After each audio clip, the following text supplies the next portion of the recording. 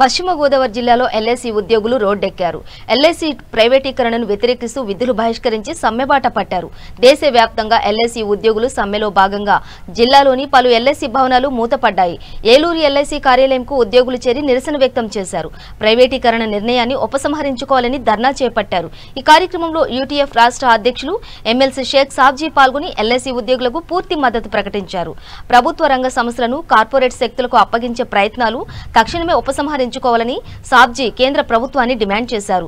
లేని పక్షంలో ప్రజలను ఐక్యం చేసి ఉద్యమాన్ని ఉధృతం చేస్తామని హెచ్చరించారు.